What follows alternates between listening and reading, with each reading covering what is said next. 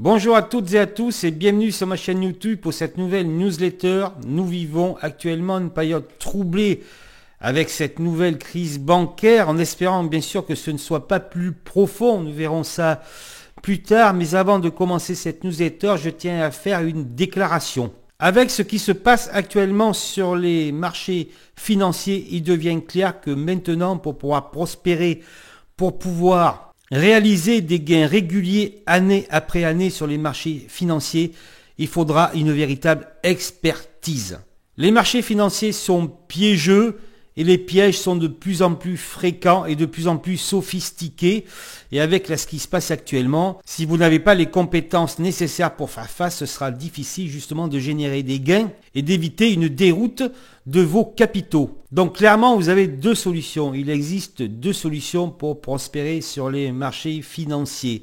Soit vous faites ce que je fais, c'est-à-dire vous vous en occupez vous-même. Vous devez passer énormément de temps sur les marchés financiers, être maître en technique.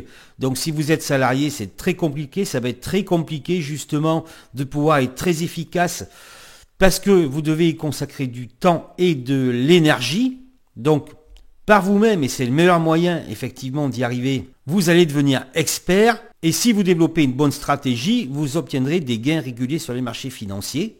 Donc ça, c'est la première solution, mais c'est également la plus difficile puisque tout le monde ne peut pas se permettre d'être autodidacte et comme je vous dis, ce sera nécessaire de passer de nombreuses heures sur les marchés financiers, d'être résistant psychologiquement et d'avoir une énergie considérable. La deuxième solution, c'est de demander une assistance.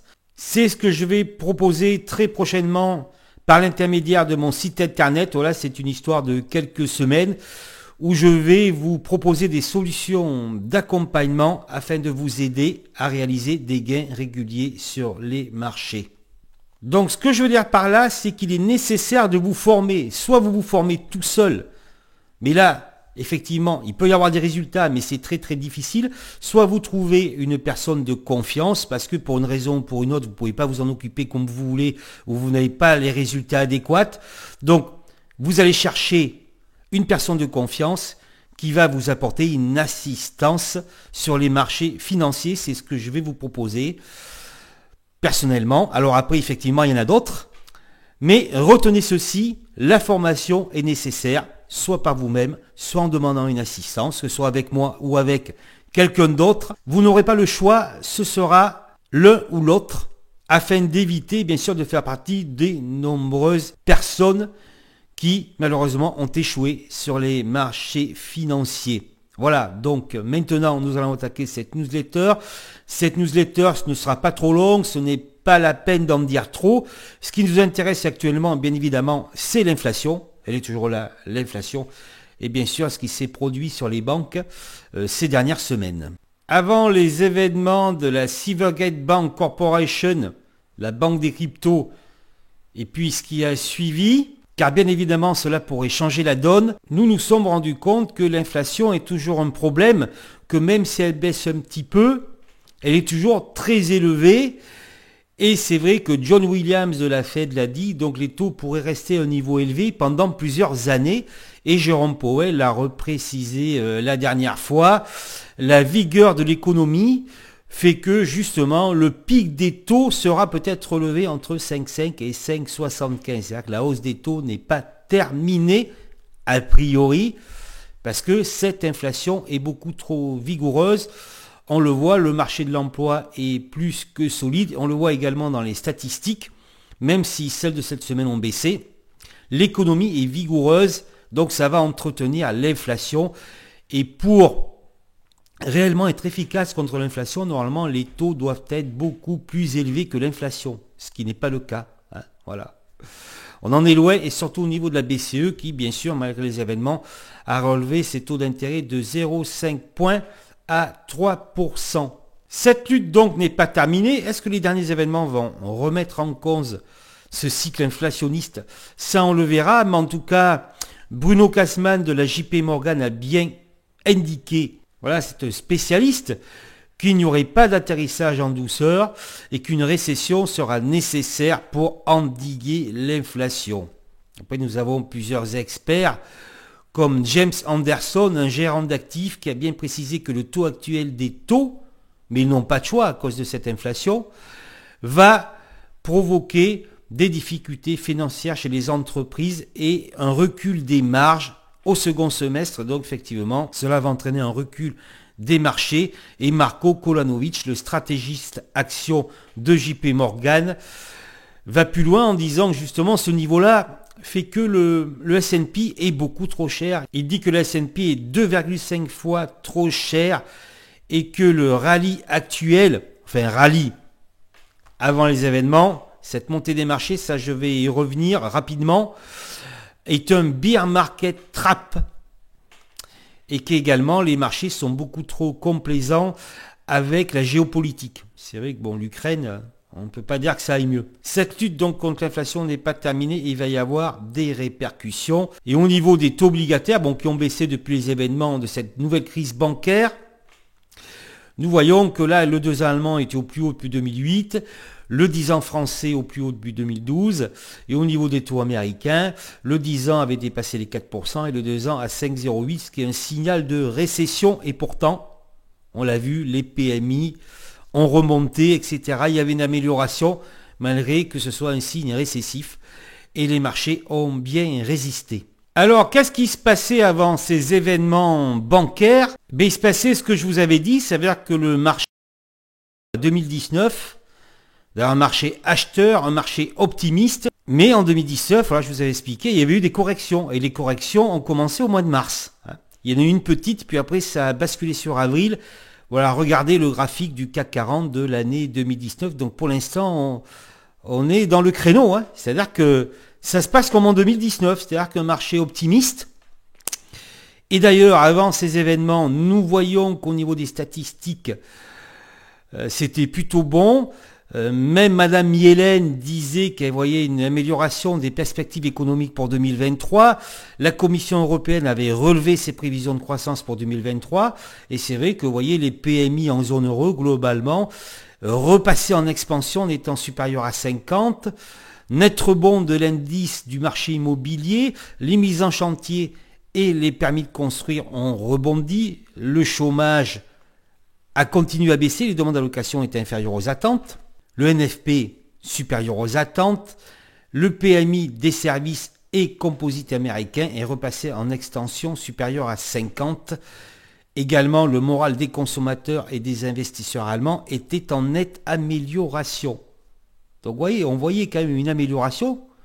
Malgré ce contexte inflationniste, ça résiste bien. Amélioration des perspectives. Et le marché négligeait les mauvaises nouvelles. Dès qu'on disait, finalement, les taux, on va les remonter plus longtemps. Les taux vont rester élevés pendant un certain temps. Toutes ces nouvelles que l'on connaît, et on sait que la lutte contre l'inflation prend du temps, voilà, dès qu'on en reparlait, ça baissait un petit peu, mais c'était racheté. Le marché était acheteur, comparable à 2019, comme je l'avais annoncé. Et comme je l'ai annoncé, bien évidemment, le marché a rejoint les 6850 points, avec un plus bas à 6861 points le 13 mars. Voilà, un premier objectif à la baisse que je vous avais annoncé lors de la newsletter prévisionnelle du mois de décembre, que je vous recommande et qui a fait pas mal de vues. Et je remercie les auditeurs de YouTube pour cela. Voilà, donc c'est ce que je vous ai dit au départ. Il est important de comprendre le marché, savoir ce qui se passe et agir en conséquence.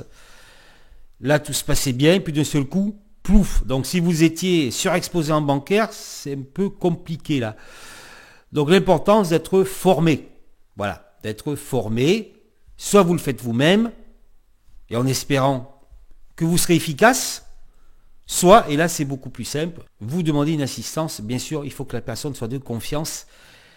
Et là, c'est assez difficile à trouver. Et voilà, on a vu ce qui s'est passé avec l'affaire de Dubaï. Et voilà, c'est sûr que si on vous promet, tu ouvres un compte de $500, lui il touche une commission, mais bien sûr, il ne va pas vous le dire. Tu vas gagner $200 rapidement. Là, non, ce n'est pas la bonne option. Voilà. Donc, vous voyez, c'est important. Il faut savoir quoi faire, comment vous allez réagir face à ces derniers événements avec ces faillites bancaires. Donc, est-ce que le marché a touché son point bas ?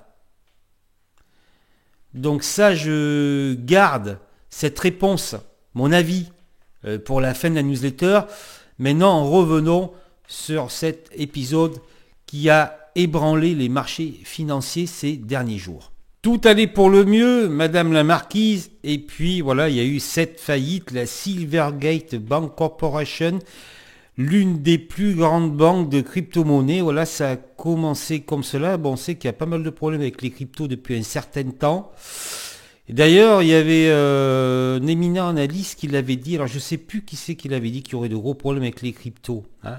De toute façon, voilà, ça pouvait ébranler le système financier. C'est pas Carl Icahn qui l'a dit, je ne sais plus exactement, mais bon. Voilà, ça a commencé comme ça, puis la Silicon Valley Bank, la 16e banque américaine, hein. Donc il y a eu un problème de liquidité, donc qui a essayé de remédier à ces différents problèmes en vendant pour 1,75 milliard d'actions 21 milliards d'obligations. Donc vous voyez, ça je le répète, le marché des obligations c'est énorme par rapport aux actions. Donc vous voyez, c'est plus de 12 fois plus de portefeuille d'actions, hein. Donc 21 milliards d'obligations, une augmentation de capital, et ça n'a pas suffi, il y a eu des retraits massifs de dépôts, et donc les autorités américaines ont décidé de fermer la SVB Bank, et c'est une véritable catastrophe, parce que c'est vrai que, je le rappelle, on a connu Orpea, qui maintenant est à 2 euros, donc avant qui était à 110 euros, mais là ça a été une véritable catastrophe, puisque le cours est passé de 267 $ à 0 en 2 jours. Hein. C'est-à-dire qu'en fait, le 8 mars, ceux qui ont vendu à la clôture s'en sont quelque part bien sortis, même s'ils ont perdu beaucoup d'argent, parce que c'était 106 $. Par contre, ils ont vendu à la clôture, mais certains ont acheté à 106 $ le 8 mars, ils pensaient faire une belle affaire, et se sont retrouvés à 0 2 jours plus tard. Et c'est la raison pour laquelle j'en ai parlé sur mon groupe Facebook. Moi, je n'ai pas, pour l'instant, acheté des BNP. Et c'est vrai que dans cette situation, je préfère avoir tort. Voilà, je préfère avoir tort. Je préfère dire, ben oui, peut-être que là, c'est une occasion. J'ai hésité à 51 €, mais j'ai pris la décision de ne pas intervenir sur BNP pour le moment. Voilà, donc ceux qui ont pensé faire une affaire à 106 $ se sont retrouvés à 0 2 jours après. Et il y a eu d'autres problèmes avec la Signature Bank qui a été fermée. Donc là, le cours était à 103 $ et pareil, 2 jours après, c'était à 0. Donc les actionnaires ont tout perdu. Donc vous voyez le niveau très dangereux des marchés financiers maintenant. Voilà, hein. Puis du jour au lendemain, ben, votre action ne vaut plus rien. Donc SVB, c'est la faillite la plus importante depuis 2008.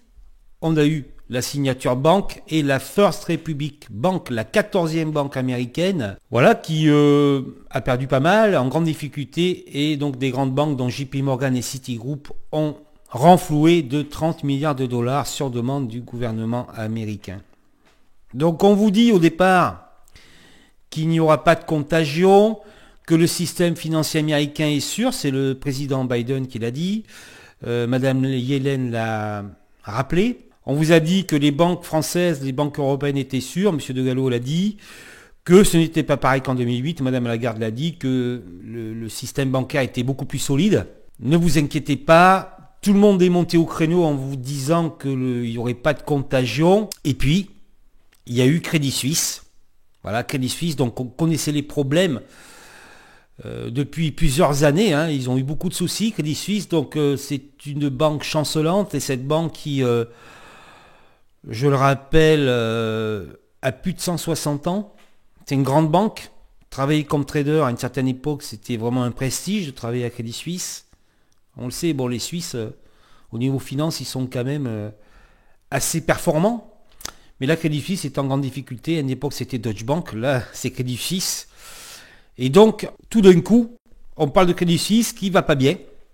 Et son principal actionnaire, la Banque nationale saoudienne, précise qu'elle ne va pas renflouer les capitaux de Crédit Suisse. Après, la Banque nationale suisse, justement, vous annonce que Crédit Suisse répond aux exigences en matière de capitaux et de liquidités. Et le lendemain, Crédit Suisse emprunte 54 milliards de francs suisses. Donc, vous voyez, ça, ce n'est pas très très bon quand tout le monde monte au créneau.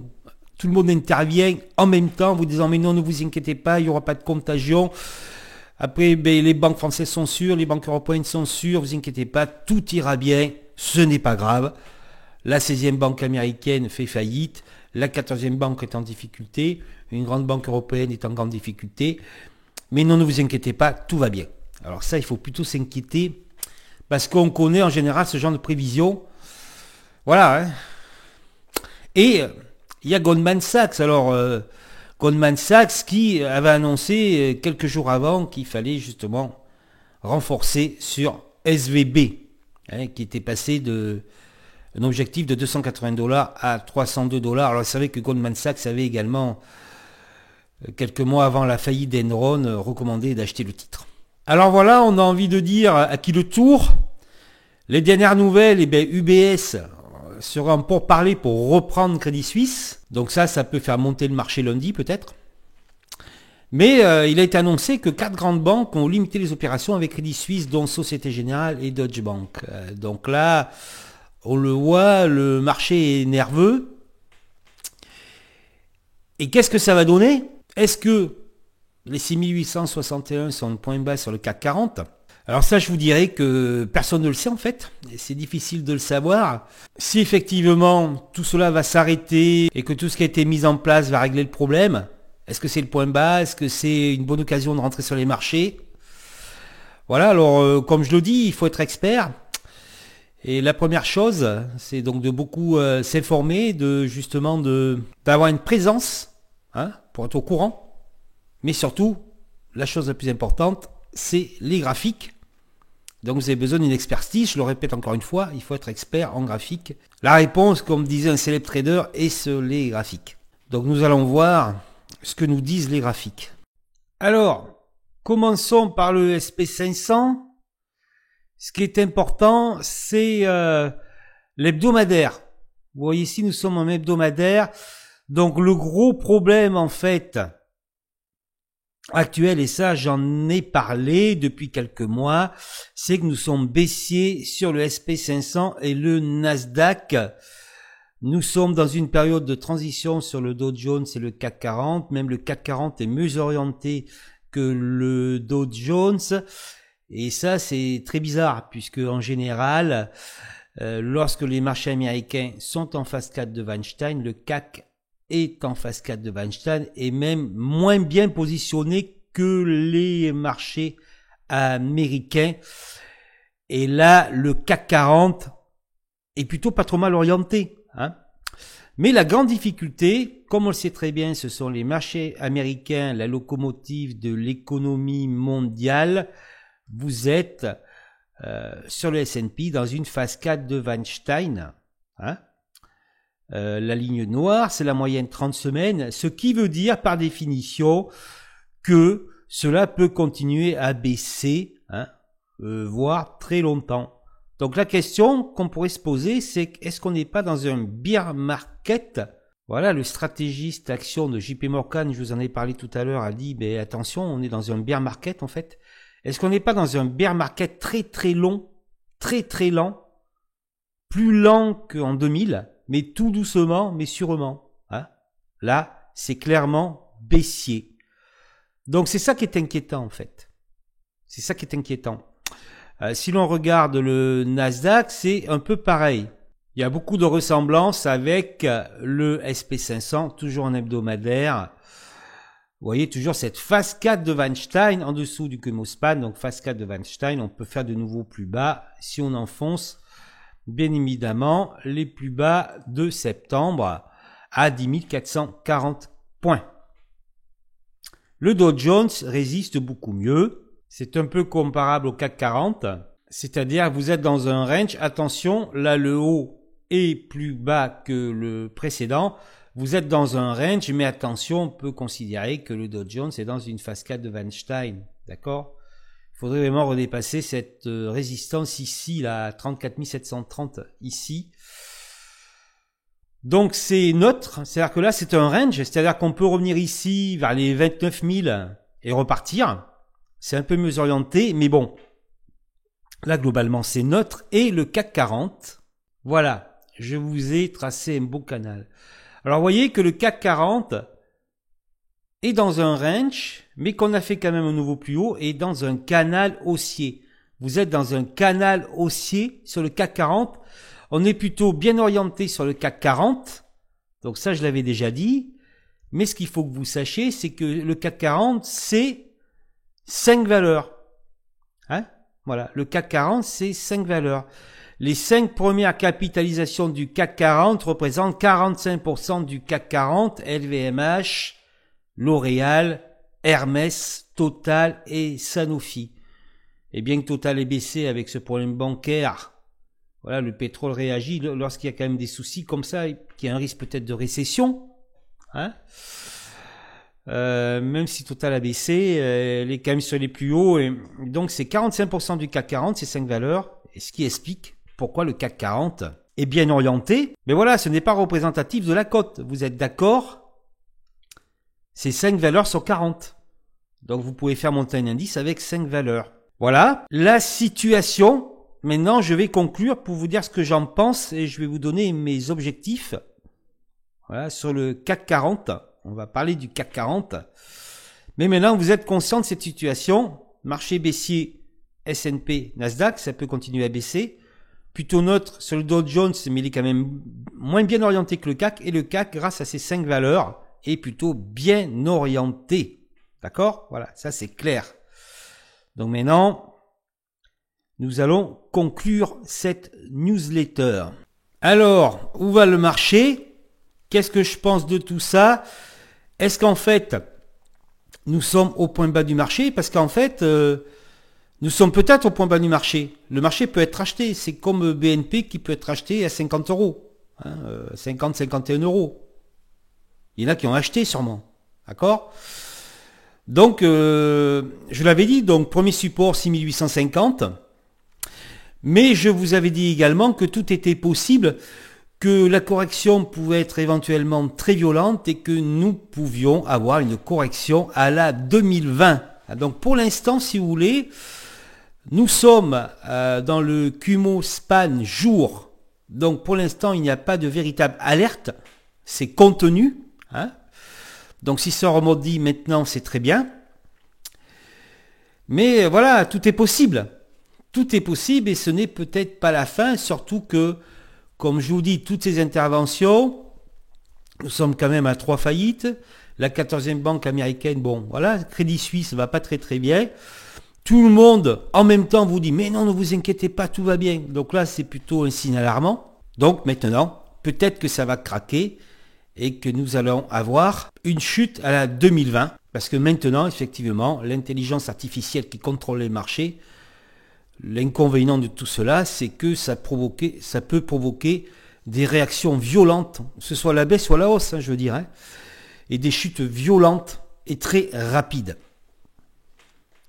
Donc moi, ce que je vais vous dire, et je suis ce que j'ai dit maintenant il y a plusieurs mois, nous sommes dans un marché comparable à 2019, il va y avoir des corrections. D'ailleurs, je vous l'ai montré, le marché était vraiment acheteur et négligeait les mauvaises nouvelles avant cet événement. Donc je vous avais dit que de toute façon, il y aura une correction. Cette correction peut être violente et les marchés seront rachetés. Donc je tiens pour l'instant cette position. Je pense que les marchés seront rachetés d'une manière ou d'une autre. Après, il faut savoir, moi je mets 2 supports importants. C'est-à-dire que si les 6850 sont enfoncés, après ce sont les 6400 points. Puis les 6000 points. Alors, ce que je veux dire par là, vu l'orientation du CAC 40, il n'y a pas de danger si le CAC 40 rejoint les 6000 points, voire bien évidemment un léger enfoncement de ces 6000 points, parce que comme je vous l'ai dit, pensez aux extensions algorithmiques. Quand je vous dis 6850, ça peut être 6800. Vous voyez, c'est tellement violent, si vous voulez, que c'est rare de tomber exactement au point près. D'accord, voilà.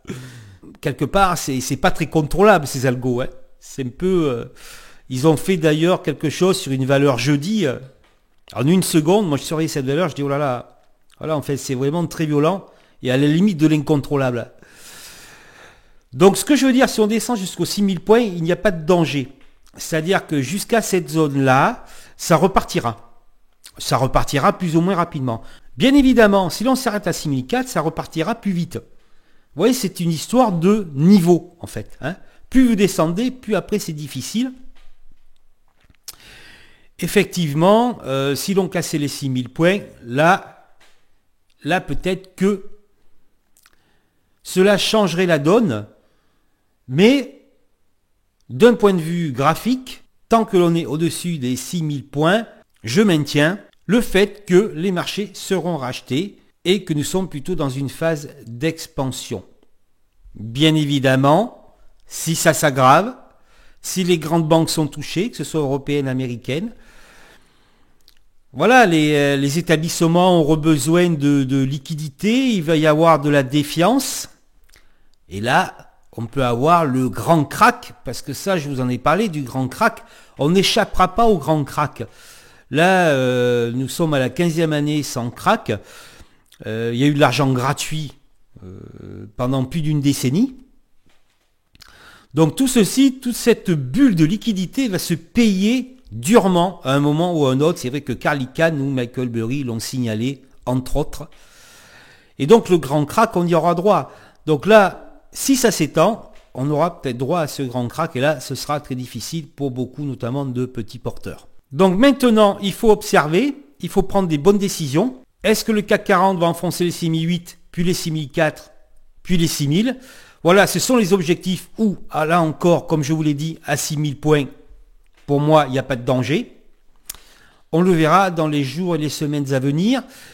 Mais j'ai quelque chose à vous dire avant de terminer. Monsieur Powell intervient mercredi prochain, 22 mars. Donc en général, les interventions de Monsieur Powell, ça crée des rebonds. Parce que voilà, il va dire que vous inquiétez pas, que la Fed va soutenir les banques, comme Madame Lagarde l'a dit, de toute façon. Et j'ai émis cette hypothèse, il me semble que c'était sur la newsletter prévisionnelle de décembre, ou alors c'était celle de novembre. En fait, voilà, la Fed est là pour les marchés. Donc en fait, si ça s'aggrave, bon, M. Powell intervient, imaginons qu'il y a un rebond. Bon, déjà avec UBS, peut-être qu'il va y avoir un rebond lundi. Hein. Après, ils peuvent le prendre autrement aussi. Hein. UBS va racheter Crédit Suisse. Bon, il va y avoir un rebond. Imaginons qu'il y a un rebond. Et que là, qu'après, First Republic Bank et d'autres banques sont en difficulté. Si la Fed baisse ses taux, commence à baisser ses taux finalement, parce que ce qui va se passer, quand il y a une crise bancaire, c'est comme les crises énergétiques, un risque de récession très important, l'inflation va baisser. Là, l'inflation va plonger. D'accord ? Là, c'est clair. Hein. Là, tout va se casser la figure. Mais si la Fed dit, maintenant, nous allons baisser les taux, et si besoin, nous injecterons des liquidités et nous reprendrons les taux négatifs, eh bien, le marché repartira. C'est pour ça que nous sommes dans une logique où le marché est fondamentalement acheteur et que il faut une correction. J'ai dit qu'ils inventeraient un prétexte pour cette correction. Là, le prétexte, ce sont les banques. Comme je l'ai dit régulièrement, il y a des cadavres dans le placard et là, le cadavre sort du placard. Et nous avons cette correction. Mais tout laisse à penser que, effectivement, le marché repartira. Bien évidemment, on va souhaiter que cette correction ne s'étende pas davantage ou n'aille pas trop loin. Mais ça, c'est l'avenir qui le dira et personne ne le sait pour le moment. Cette newsletter est terminée. Je vous remercie de votre écoute. Si vous avez apprécié le travail, mettez-moi un petit like, laissez un commentaire, dites-moi ce que vous pensez de toute cette situation. Je vous répondrai comme d'habitude avec plaisir. Ne partez pas à vous abonner à la chaîne et de partager cette vidéo. On se retrouve bientôt. Mon site internet sera accessible et si vous avez besoin de mes services, je serai là pour vous aider et pour vous accompagner sur les marchés financiers.